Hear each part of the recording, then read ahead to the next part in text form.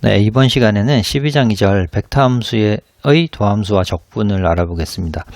자, 바로 이전 절인 12장 1절에서는 벡터 함수의 극한을 알아보았죠. 연속도 알아보았고요.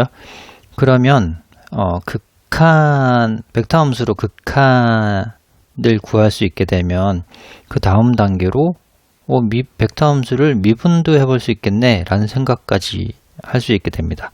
그래서 벡터 함수의 도함수를 먼저 알아보겠습니다. 자, 벡터 함수의 도함수. 주어진 벡터 함수 R이 위치 벡터죠. 위치 벡터. 그러니까 T가 하나 정해지면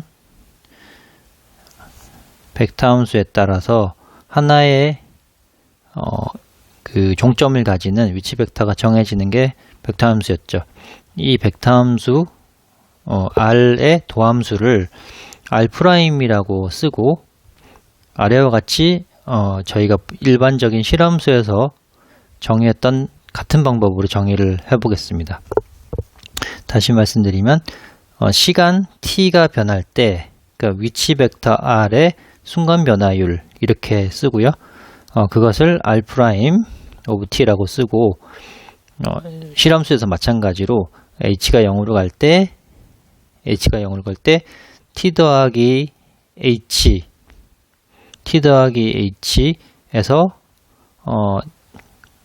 r 벡터 t일 때의 위치 벡터를 뺀 그 차이가 이 극한이 어디로 가느냐 수렴하게 되면 이것을 위치 벡터 R의 도함수라고 정의를 하겠습니다.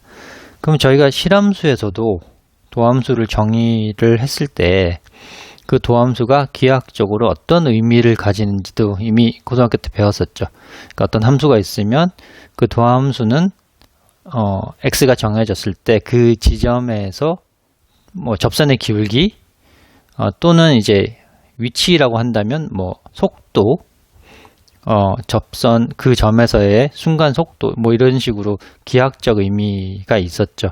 그러면 마찬가지로 벡터 함수를 미분하면 그게 기하학적으로 어떤 의미가 있는지도 또 알아봐야 되는데 바로 결론부터 말씀드리면 접선 벡터가 된다라고 합니다. 자, 아래 그림에서 설명을 추가로 드리겠습니다. 자, 위 정의된 것과 같이 위치 벡터 t가 변할 때 하나씩 정해지는 위치 벡터 R of t라는 이 위치 벡터를 나타내는 벡터 함수가 있다고 생각을 해보겠습니다. 그 벡터 함수가 지금 여기 이 곡선을 따라 t가 바뀔 때 이렇게 곡선을 따라 벡터의 종점이 가리킨다 라고 생각을 해보겠습니다. 그러면 이 곡선 위에 부드럽게 지나가는 곡선 위에 한 점 P가 있고 이 점 P를 종점으로 하는 벡터를 R of T라고 하겠습니다. 그러니까 시간이 T일 때 요 벡터, 여기 P를 가리키는 벡터가 요 P를 가리키게 된다라고 생각하고요. 그러면 양수 h만큼 더하면 그만큼 시간이 더 흘렀으니까 그때 가리키는 벡터가 종점이 Q를 가리키는 요 벡터라고 하겠습니다. 그러면 이때 시점이 P이고 종점이 Q인 벡터는 요 벡터 빼기 요 벡터에서 요 뒤에 벡터를 빼는 게 P에서 Q로 가는 요 벡터가 되겠죠. 그래서 지금 도함수 정의의 요 분모에 있는 요 부분이 바로 분자에 있는 부분이 바로 여기 요 부분입니다. 그러니까 요것을 점 P와 Q를 잇는 할선 벡터라고 부르고 있고요. 자, 이때 그 분모에 h가 있으니까 이 분자에 있는 벡터를 h로 나누게 됐죠. 그러니까 지금 요 전체 분자는 어떤 벡터인지 알았는데 h로 나눈 벡터는 어떻게 될 것이냐. 자, h가 0으로 간다는 얘기는 h가 1보다 작아지고 거의 0에 가까운 수라고 생각을 해볼 수가 있겠습니다. 그러면 t 더하기 h 벡터에 요 위치 벡터에 다시 요 벡터를 뺀 것에 h분의 1을 하면 h가 거의 0에 가깝기 때문에 그것을 역수한 값은 크겠죠. 그래서 이게 t 더하기 h에서 t를 뺀 것보다 벡터가 클 겁니다. 그리고 또 한 가지는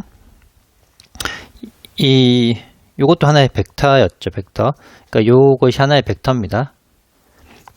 그리고 거기에 스칼라를 곱했으니까 요 우변에 있는 요 벡터와 h분의 1 스칼라를 곱한 요 전체 벡터는 같은 방향을 가리키는 평행한 벡터일 겁니다. 같은 방향을 가리키는 단 h분의 1을 곱했기 때문에 요 좌변에 있는 벡터가 더 크기가 크다. 더 길겠죠.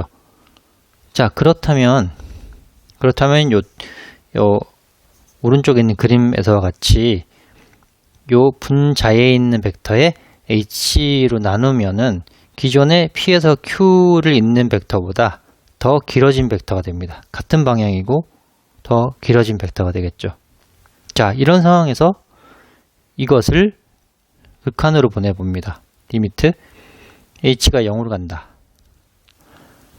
R 벡터 t 더하기 h에서 t를 빼면 지금 h가 0으로 간다는 얘기는 지금 요 벡터가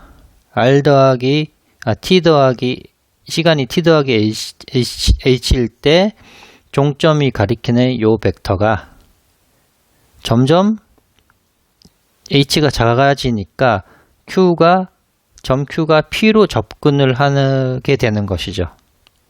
p로 접근하게 됩니다. 그러면 극한이 h가 0으로 다가간다는 얘기는 점 q가 점 p로 끝없이 한없이 접근한다는 얘기가 됩니다. 자, 그러면 요 벡터 p에서 시작해서 q를 통과해서 요까지 온 요 벡터는 결국 점 P에서 접선의 기울기가 되겠죠.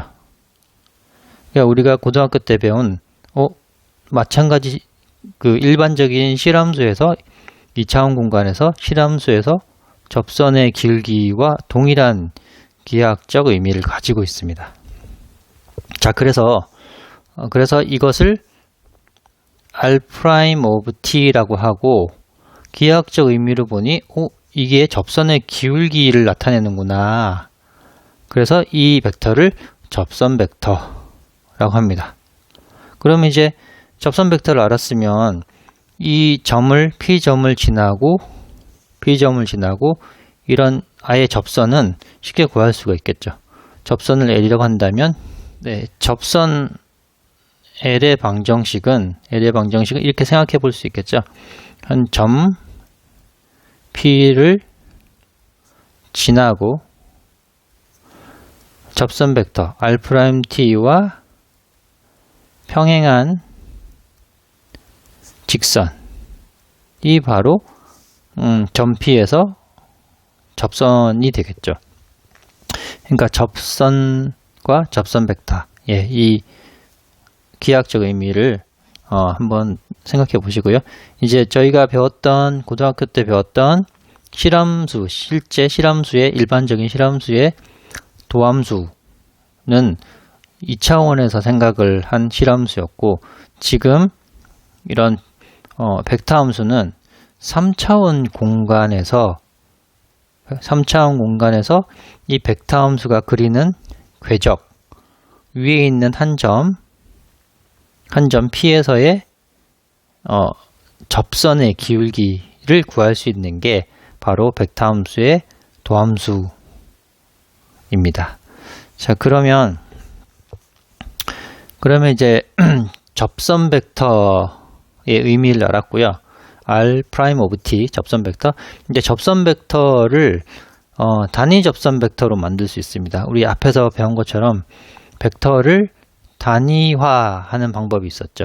단위화하는 방법은 예전에 이제 어떤 A 벡터가 있다고 한다면 A 벡터의 자신의 크기로 나눠버리면 이게 바로 방향은 A 벡터이고 길이가 1이 되는 단위 벡터가 되고 이걸 벡터의 단위화라고 했죠.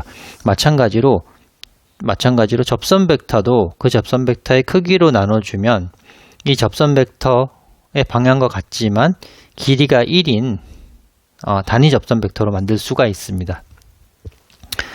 자, 이 단위 접선 벡터의 정의이고요. 나중에 이 단위 접선 벡터를 알면 좀 저희가 편하게 여러 가지를 할 수 있기 때문에 미리 이걸 소개를 하고 넘어가겠습니다.